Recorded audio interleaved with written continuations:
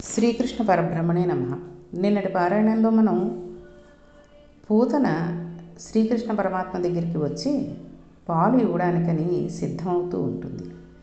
ఈవిడ వస్తుంటే చరాచర ప్రపంచపు అంతరము అందంతటా నిండిపోయినవాడు, బాహ్యమునందంతా నిండిపోయినవాడు అయిన పరమాత్మకు ఈవిడ ఎందుకు వస్తుందో తెలుసు. కాలు చేయి పుట్ట కింద పడిపోతే తీసుకోవడం కూడా చేతకాని పిల్లవాడిలా జగత్తునంతా నిండి ఉండిన పరమాత్మ ఏమీ తెలియని వాడిలా లోపల నవ్వుకుంటూ ఒక దొంగ గుర్రు మొదలుపెట్టాడు. ఆమె దగ్గరకు వచ్చి చూసింది. ఎంత రాక్షసైనా ఆ బాలుని అందానికి వశపడిపోయింది. ఆమె తెలియకుండానే నేను అందాన్ని తీసేయడానికి ఇంత అందంగా వచ్చాను, ఇంత అందగాడివి నా పాలు తాగితే ఎందుకు పనికిరాకుండా అయిపోతావు అని అంది. యశోదాదేవి కన్నులు అందంగా తామర రేకుల్లా ఉంటాయి. ఆయనకు అమ్మ పోలిక వచ్చింది. పూతన కూడా తెలియకుండా అలానే నళినతలాక్ష అని పిలిచింది. తామర రేకుల వంటి కన్నులు కన్న పిల్లవాడా, ఎంత అందంగా ఉన్నావరా, నా పాలు ఒక గుక్కెడు తాగావంటే ఇంత అందము చటుక్కున మాయమైపోతుంది. నా అందం ఏమిటో అప్పుడు చూద్దువు గాని, నీ అందానికి సార్థకత వస్తుంది, రా తాగు అని గబగబా ఉయ్యాలలో ఉన్న పిల్లవాడిని తీసుకుని ఒళ్ళో పెట్టుకుని స్తనం వాడి నోట్లో పెట్టబోతోంది. ఎక్కడో లోపల పని చేసుకుంటున్న రోహిణి యశోదాదేవి వాడిని చూశారు. అయ్యయ్యో, అదేమిటి అలా మా పిల్లవాడికి పాలు ఇస్తున్నావు? మా పిల్లవాడు అన్యస్త్రీల క్షీరమును స్వీకరించడు, ఆగు ఆగు అంటున్నారు. ఆవిడ స్తన్యమంతా విషమే. ఒకసారి ఆ విషాన్ని నోట్లో పెడితే చాలు అనుకుని గబగబా ఆ పిల్లవాడిని తీసి ఒడిలో పెట్టుకుని వాడి ముఖమును తిప్పి ఎలాగైనా సరే స్తనము నోట్లో పెట్టే ప్రయత్నం చేస్తుంది. కృష్ణుడు ఏమీ తెలియని వాడిలా ఆవులిచ్చాడు. ఒకసారి క్రీగంట చూశాడు. మరల నిద్ర వేసిన వాడిలా కళ్ళు మూసుకున్నాడు. మళ్ళీ కళ్ళు విప్పాడు. పాలు తాగక తప్పదా అన్నట్టుగా చూసి విసుక్కుని అలా అయినా సరే పాలను తాగడం అలవాటైపోయిన వాడిలా అమ్మ స్తన్యం తాగినట్టే ఆ స్తన్యాన్ని తన బుజ్జి వేళ్లతో పట్టుకుని గుటగుటమంటూ 2 గుక్కలు తాగాడు. ఆ 2 గుక్కలలో ఆమె గుండెలలో ప్రాణముల దగ్గర నుంచి ఆవిడ శరీరంలో ఉన్న శక్తిని అంతటినీ లాగేశాడు. ఇప్పటి వరకు తాగు తాగు అనడమే తప్ప ఆగు ఆగు అనడం యశోదకు తెలియదు, పూతనకు తెలియదు. అందుకని ఆమె వదులు వదులు అంటూ వదలరా బాబాయ్ వదులు అంటోంది పూతన. ఆయన పట్టుకుంటే వదులుతాడా? ఆయన తాగేశాడు. ఆయన పాలు తాగేగానే ఆమె కామరూపం పోయి ఒక్కసారి నెత్తురు కక్కుకుంటూ గిరగిరా తిరుగుతూ భయంకరమైన శరీరంతో కింద పడిపోయింది. 13 కిలోమీటర్ల దూరం ఎంత ఉంటుందో అంత పెద్ద శరీరంతో నెత్తురు కక్కుతూ నేల మీద పడిపోయింది. పడిపోయేటప్పుడు ఒక గమ్మత్తు జరిగింది. స్తన్యపానం చేస్తున్న కృష్ణుడు ఆవిడ గుండెల మీద ఉన్నాడు. ఆ గుండెల మీద ఉన్న కృష్ణుడిని అలాగే చేతులతో పట్టుకుని గిరగిరా తిరిగి పడిపోయింది. ఆమె కూరల్లో నాగటి చాళల్లా ఉన్నటువంటి ఆ పళ్ళను చూసేసరికి అందరూ కూడా ఆశ్చర్యపోయారు. ముక్కురంధ్రములు పెద్ద కొండగుహల్లా ఉన్నాయి. పర్వత శిఖరములు ఎలా ఉంటాయో అటువంటి స్తనములు, ముళ్ళ పొదలు ఎలా ఉంటాయో అటువంటి వెంట్రుకలు, ప్రాణములు శక్తి లాగివేయడం వలన కళ్ళు వెనక్కి వెళ్ళిపోయాయి. పూతన కళ్ళు చీకటి నూతుల్లా ఉన్నాయి. పెద్ద పెద్ద దిబ్బలు ఎంత ఎత్తు ఉంటాయో అటువంటి పిరుదులతో కూడినదై ఎండిపోయిన చిరువులు ఎలా ఉంటుందో అటువంటి కడుపుతో ఆమె శరీరం పడిపోయి ఉంది. ఆమె శరీరం చుట్టూ గోపగోపీ జనమంతా నిలబడి ఎంత పెద్ద రాక్షసి అనుకుంటున్నారు. కృష్ణుడు ఆమె మీద ఉన్నాడని వాళ్ళకి తెలియదు. అక్కడ కృష్ణుడు ఉన్నాడనే విషయం యశోదారోహిణులకు మాత్రమే తెలుసు. అయ్యో పిల్లవాడు అనుకుంటూ పూతన భుజాల మీద నుండి పర్వతం ఎక్కినట్టు ఎక్కారు. పిల్లవాడు ఎక్కడ ఉన్నాడా అని వెతుక్కున్నారు. పసికూనైన కృష్ణుడికి ప్రమాదం జరిగి ఉంటుందని వాళ్ళు అనుకున్నారు. కానీ కృష్ణుడు చక్కగా నవ్వుతూ హాయిగా ఆవిడ గుండెల మీద పడుకుని ఏమీ తెలియని వాడిలా కాళ్ళు 2 ఆకాశంలో పెట్టి చేతులు ఎత్తి ఓ బోసినవు నవ్వుతూ ఉన్నాడు. వాళ్ళు అబ్బో ఎంత అదృష్టమో ఈ పిల్లవాడు బతికి ఉన్నాడు అని ఆ పిల్లవాడిని ఎత్తుకుని భుజం మీద పడుకోబెట్టుకుని ఎంత అదృష్టమమ్మా పిల్లవాడు బతికాడు అనుకుని కిందకి దిగి ఇంత పెద్ద శరీరంతో ఈ రాక్షసి కింద పడిపోతే పిల్లవాడు భయపడి ఉంటాడని వాళ్ళు అనుకున్నారు. ఆయనకండి భయకృత్ భయనాశన అని ఆయనకు పేరు. గోపికలు అనుకుంటున్నారు వీళ్ళది పరమభక్తి అంటే. వాళ్ళకి కృష్ణుని గొప్పతనం తెలియకపోయినా వారు కృష్ణుని ప్రేమించారు. ఇప్పుడు ఈ పిల్లవాడికి భయపడ్డాడనుకుని రక్ష పెట్టాలనుకున్నారు. అనుకుని గబగబా ఒక ఆవు దగ్గరికి తీసుకువెళ్లారు. ఆవు తోక పిల్లాడి చుట్టూ తిప్పి ఆవు మూత్రం తీసి ఆయన మీద చల్లి నీ శిరస్సును కేశవుడు రక్షించుగాక, కంఠమును ఋషికేశుడు రక్షించుగాక, హృదయమును వామనుడు రక్షించుగాక, గర్భమును మాధవుడు రక్షించుకాక, తొడలను ముకుందుడు రక్షించుకాక అంటూ పరమాత్మ 12 నామములు పెట్టి బాలుని శరీరంలో ప్రధానమైన అంగములకు పేడ పూస్తూ రక్షపెట్టారు. ఏమి భక్తిరా వీళ్ళది అని ఆయన మనస్సులో నవ్వుకుంటున్నాడు. చూడండి, మనం కూడా పిల్లలు ఎవరైనా భయపడ్డారనుకోండి, భయపడితే మనం ఎప్పుడైనా సరే మామూలుగా భయపడినా భయపడకపోయినా ఇంట్లో దేవుడి దగ్గర వీపుదో బొట్టో పెడతాం. అయితే ఇంకా భయం పోవాలి అంటే ఎప్పుడైనా మన ఇంటి ముందుకు ఒక ఆవు వచ్చిందనుకోండి, దానికి ఇంత బియ్యం బెల్లం ముక్క పెడితే అది తింటూ ఉంటుంది. అప్పుడు పిల్లల్ని తీసుకెళ్ళి ఆవు తోక ఉన్న వెంట్రుకలు తల మీద ఇలా పెట్టినట్టయితే, రాసినట్టయితే, లేకపోతే కొట్టినట్టయితే చక్కగా వాళ్ళకున్న దుష్ట ప్రభావాలన్నీ పోయి భయం అది లేకుండా చక్కగా ఉంటూ ఉంటారు. నందవ్రజములకు పూతన రావడానికి పూర్వం నందుడు మధుర వెళ్ళాడు. కంసరాజుకు ఈయన సామంతుడు కాబట్టి ప్రతి ఏడాది కప్పం కట్టాలి. కప్పం కట్టడం కోసమని ధనమును తీసుకువెళ్ళి కంసుడికి కప్పం కట్టేసి మధురలోనే ఉన్నాడు కదా అని వసుదేవుని చూడడానికి వెళ్ళాడు. వసుదేవుడు ఎదురు వచ్చి కౌగిలించుకుని, నందా, నిన్ను కలవడం చాలా సంతోషం. నీకు కొడుకు పుట్టాడని విన్నాను. ఎంత ఐశ్వర్యం ఉన్నా పిల్లలు లేని ఇల్లు అసలైన ఐశ్వర్యం లేని ఇల్లే కదా. అందుకని నీవు గొప్ప ఐశ్వర్యమును పొందావు. నేను చాలా సంతోషిస్తున్నాను అన్నాడు. అప్పుడు నందుడు, నిజమేనయ్యా, నువ్వు చాలా గొప్ప మాట మాట్లాడావు. నేను కప్పం కట్టడానికి వచ్చి నిన్ను చూసిపోదామని వచ్చాను. నీకు 6 కుమారులు పుట్టారు, కానీ ఆ 6 దుష్టుడైన కంసుడు హరించాడు. 7వది ఆడపిల్ల. ఆడపిల్లను కూడా దుర్మార్గుడు సంహరించబోతే ఆకాశంలోకి వెళ్ళిపోయింది. వసుదేవ, నువ్వేమీ బెంగ పెట్టుకోవద్దు. నా కొడుకు నీ కొడుకే అని అన్నాడు. నిజానికి కృష్ణుడు వసుదేవుడు కొడుకే కదా. వసుదేవుడు త్రికాలవేది. అప్పుడు వసుదేవుడు, నువ్వు కప్పం కట్టావు, నన్ను చూడడానికి వచ్చావు, చాలా బాగుంది, కానీ నందవ్రజంలో ఉత్పాతములు జరగబోతున్నాయి. నీవు తొందరగా బయలుదేరి నందవ్రజమునకు వెళ్ళిపో అన్నాడు. ఎందుకంటే కంసుడు కృష్ణుడిని పరిమార్చాలని ప్రయత్నిస్తున్నాడని ఆయనకు తెలుసు. నందుడు గబగబా బయలుదేరి తిరిగి వచ్చేస్తున్నాడు. దారిలో పడి ఉన్న రాక్షసి శరీరాన్ని చూశాడు.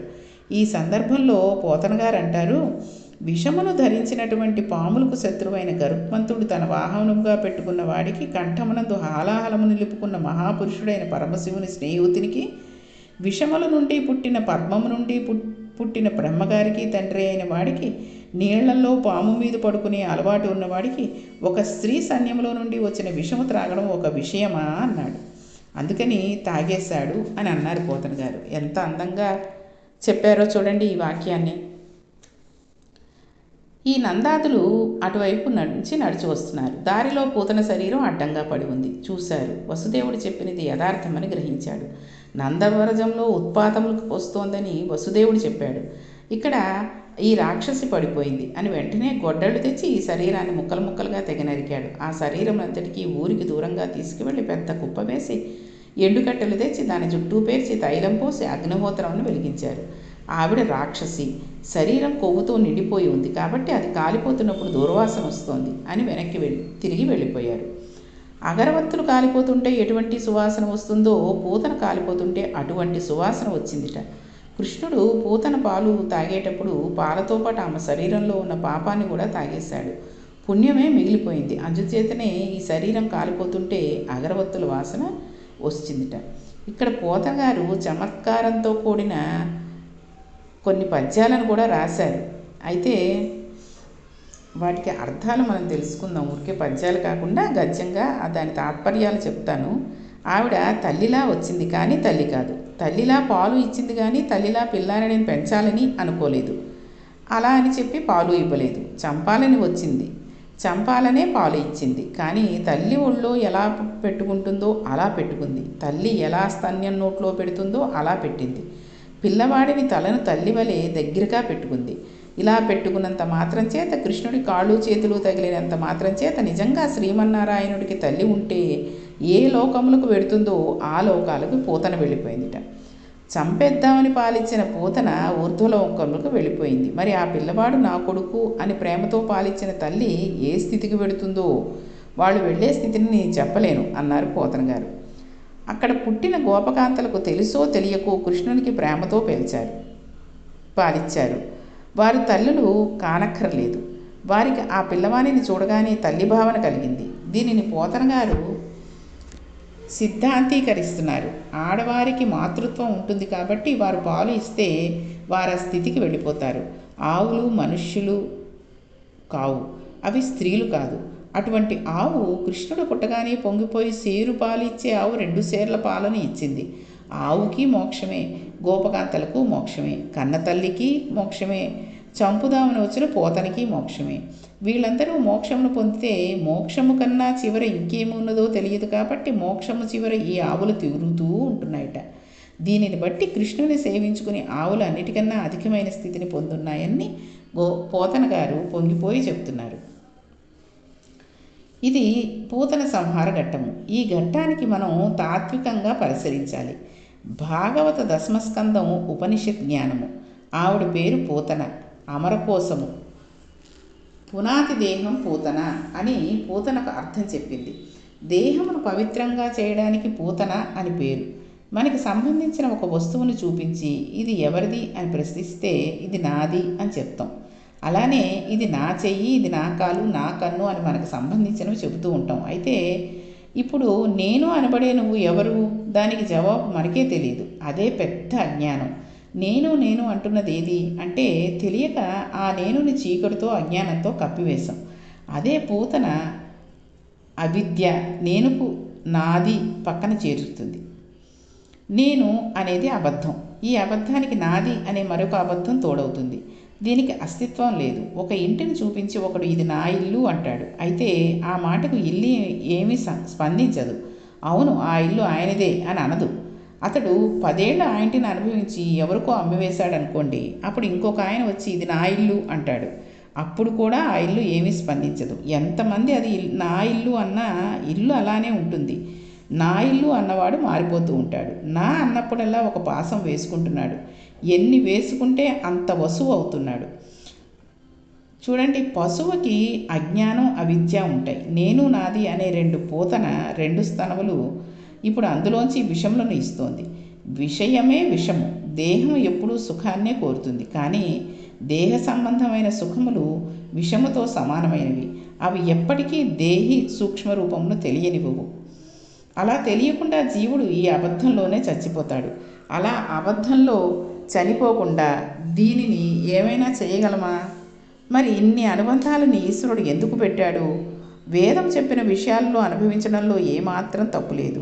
గృహస్థాశ్రమంలోకి వెళ్ళవచ్చు, భార్యతో ఉండవచ్చు, బిడ్డలను కనవచ్చు, మధురాన్నమును తినవచ్చు, మంచి ఫలములను తినవచ్చు. కానీ ఏ పని చేసినా దానిని భగవత్ ప్రసాదమని భావించాలి. భగవతర్పణ చేసి మనం సుఖములను అనుభవిస్తే అవి మన పట్ల విషములు కావు, అమృతములు అయిపోతాయి. భగవంతుని అర్చించడం వల్ల మనకి భక్తి పెరుగుతుంది. అలాగే భగవంతునికి అర్పించడం వలన లోపల శుద్ధి జరుగుతూ ఉంటుంది.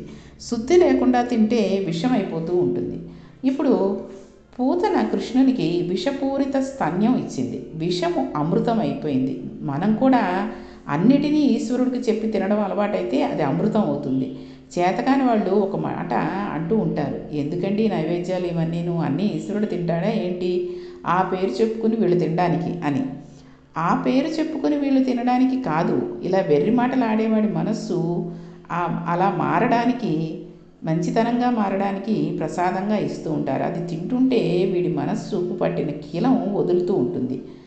చూడండి, ఇత్తడి పళ్ళానికి కిలం పట్టేస్తే ఒకసారి చింతపండు పట్టుకెళ్ళి తగిలిస్తే కిలం పెరిగిపోతుంది. పళ్ళాన్ని పట్టుకుని బాగా తోమాలి. రోజు ఇంతింత ప్రసాదం వాడికి పెడుతూ ఉంటే వదిలిపెట్టేసిన మహాత్ముల అనుగ్రహంతో నడిచి దేవాలయంలోని ప్రసాదం వాడికి పెట్టగా కిలువ వదిలి వాడు కూడా మెరుస్తాడు. అందుకని ప్రసాదం పుచ్చుకోవాలి. ఈశ్వరుని చుట్టూ ప్రదక్షిణం చేయాలి. కింద ఉన్న చక్రం అనుగ్రహం అన్ని వైపుల నుండి వచ్చి మీద పడుతుంది. పడితే అవిద్య తొలుగుతుంది. విషయంను అనుభవించవచ్చు, కానీ చంపడానికి పాలిచ్చినా అమృతమైంది. అలా వేదం అంగీకరించింది. మనం ఏది అనుభవించినా ఈశ్వరుడికి నివేదన చేసి తీసుకుంటే అది మన పట్ల అమృతంగా మారి మనల్ని నిలబెట్టగలదు.